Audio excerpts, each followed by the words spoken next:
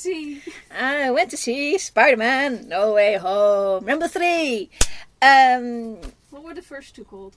The first one was called Homecoming, and the second one was Far From Home. I see a theme. Yes, it is a theme. I understand these movies were made to represent the last 3 years of a segment of 3 years of a year each, so 3 years. I think you don't come out because the first one is... I don't know when Homecoming Dance is, so I don't know. So that's the year, but the second one is set in the holiday period or near the holiday period, right at the end of probably at the beginning of the school year, when they go to Europe for the big school trip. And this one is set right after that because it starts where the other one ends. The other one ended with a broken Tower Bridge. They blew up Tower Bridge basically, and the post-credit scene was where Peter got exposed and accused of causing all the problems on Tower Bridge. So if it's a post-credit scene, is it fair to say that a lot of people will have missed it? That would be fair if it wasn't Marvel, because everybody knows about these things, and it's one of the things that's going to get repeated a lot on YouTube, and people are talking about it and speculating on what the next film will be. They pick up right at that point, and I think the problem with these post-credit scenes is that the next movie has to deal with the fallout of the choices that they made, and often, very often, well, a lot of the times these post-credit scenes are either in part or completely ignored because other things happened and other choices are made. But this movie does deal with the post-credit scene as is, and still they only make it a minor plot. It's not the major plot of the movie. Yeah, so there is payoff to what they set up at the end of the previous one, but usually there's not enough payoff. And yes. This one is kind of in betweeny. This one's pretty good. I do like that because they wrap up the accusation of having destroyed half of London is dealt with pretty quickly, but the fact that he got exposed, it's not that you can't take that back, and basically that's what this movie is about.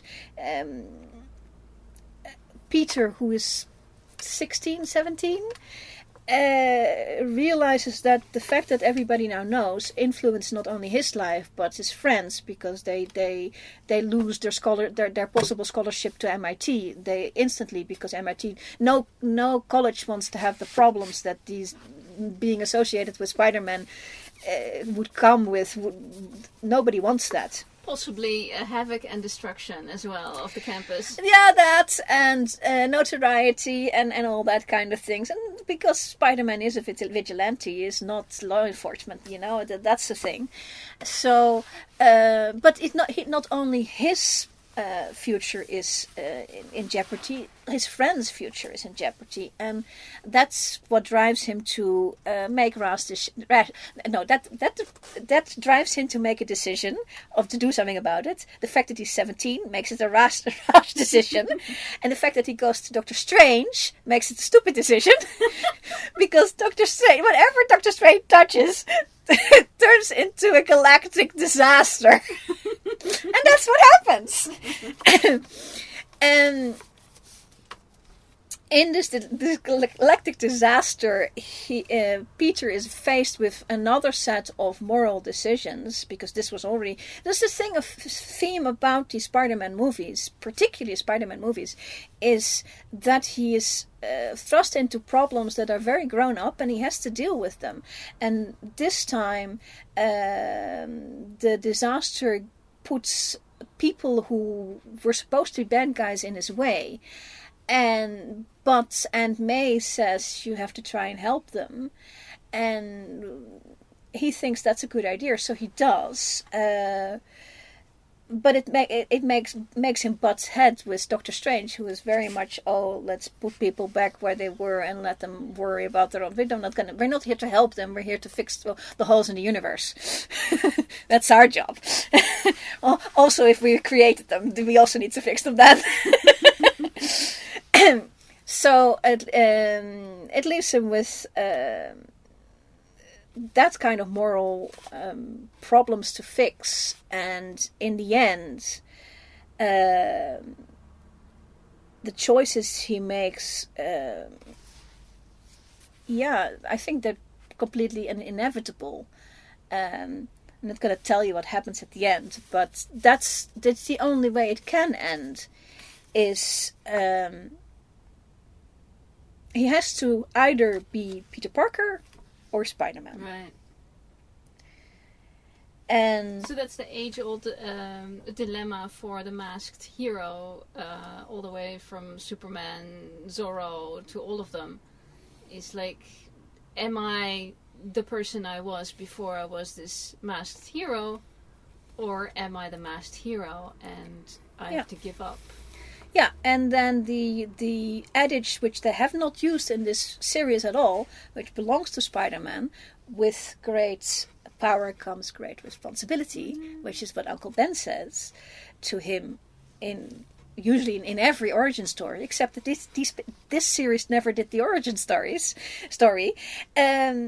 still true. He has to figure out what his responsibility is, and quite possibly it is not possible to be the original personality. It's not possible to be Peter Parker.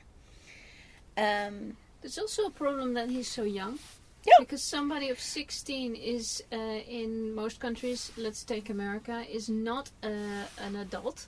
And therefore should not be taking adult responsibilities. Yeah, I think he's meant to be 17, even though the timeline doesn't quite fit, because he has that college admission letter, and I think that's 7 or even 18-year-old.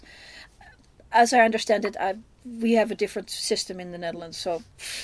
But I think he's meant to be 17 here, but still, he's making grown-up decisions for life and death and the universe, for not only himself but for other people. That's difficult. So that makes it an interesting story, and I don't know what the next step is going to be after this, but each of these movies had the problem that they weren't sure there was going to be one after. So I hear that they're a little bit stronger about having the one after right now, but it may not happen. So that is the metaphor, the metaphysics of this, the meta of this movie. The behind the scenes. Behind the scenes, but not the production of the story. Yeah,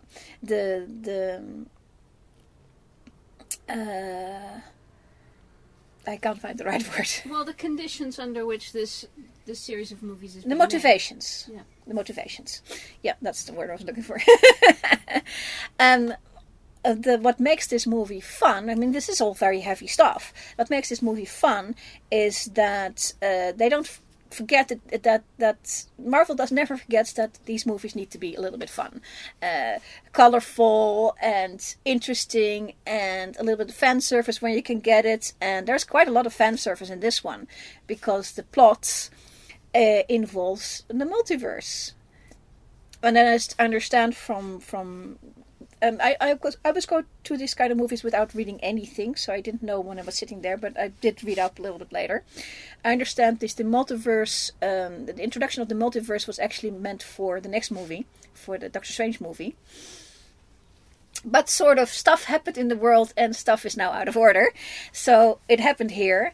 They could have done a lot of different things of introducing this, and they could have done had a cameo because the Sony has these other movies, these earlier movies, and it put this movie in a unique position because the other movies are actually quite recent. Very often the franchises that have been rebooted are quite much a lot older, and then when you try to ask people back from the other franchise, it's basically too late. It's not too late now. And they made use of that it's Sony has all these rights to these movies because they made them. And these movies are popular. I really love the first set of movies. The second set I didn't love very much, but some people liked it, but there's only 2. And they get the bad guys from that, because they're doing Multiverse, they get the bad guys from that, and they get the good guys too. It's not a spoiler because everybody's seen it now, but they get Tobey Maguire from the first set of movies, and they get Andrew Garfield from the second set of movies, and they make it work. They get from the bad guys are all the original actors from the original movies, which is like, oh wow. And when I was looking at it and I saw Doc Ock come onto the bridge, and I was thinking, wow, because I haven't read any of the comics, so I don't know what Doc Ock is supposed to look like, other than roughly, I'm sure roughly the same as the one in the second Sam Raimi movie. So I was going, oh wow, they have found a guy who looks pretty close to Alfred Molina. Oh, hold on a second, that is Alfred Molina. I was going, yes, I'm happy. And then they had almost immediately they had a scene with the Green Goblin arriving as well, which was played by William Dafoe in the first Sam Raimi movie, and it's going, and the guy takes off the mask and smashes it on the ground, and it's going, yes, it's William Dafoe, yes. And also I really like that he smashed that horrible mask, because that was and a lot of fans have complained about it at the time, because it was the very, very first Spider-Man movie, that mask was so horrible, so got rid of that. And they made really good use of all the actors in that, because William Dafoe is a wonderful actor, and Alfred Molina is also a wonderful actor, and so Jamie Foxx as Electro, which I had not seen in those movies, was also wonderful.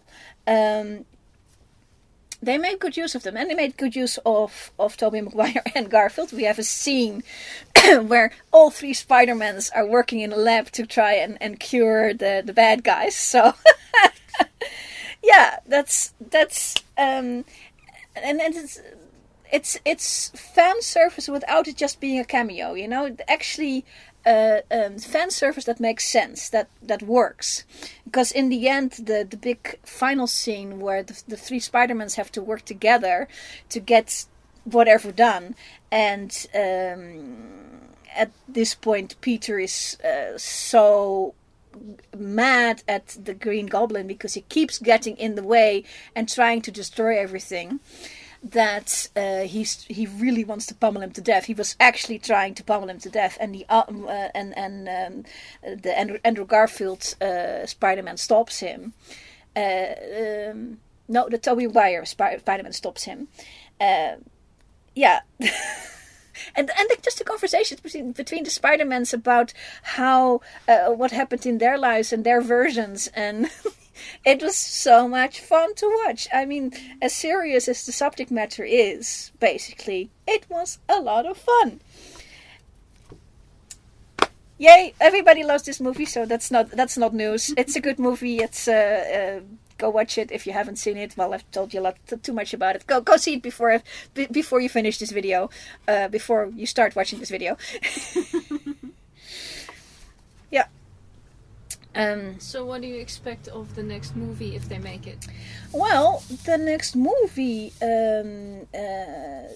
basically, Peter solves the problem by telling Doctor Strange to finish the original spell of everybody forgetting that Peter Parker exists.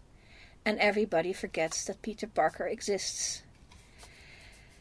And it leaves him with no identity other than Spider-Man. So we have a blank slate. He can go. The end scene is that he sews himself a new suit because he now also has no Stark tech right now because Stark Industries doesn't know him. He's nobody. He has also no MIT scholarship, unfortunately. He has literally he's nobody.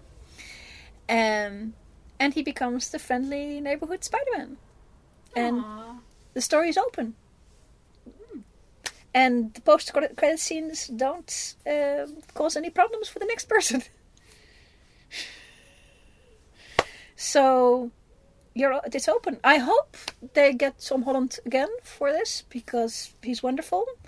I understand if it doesn't happen, because he did his 6 movies, and he's not getting any younger.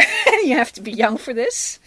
There was a bit of an interview with him where he said, well, I just came off a movie I was playing something really grown up and I have to go back to playing Spider-Man. It is quite difficult now. So, it's open. So, that's it.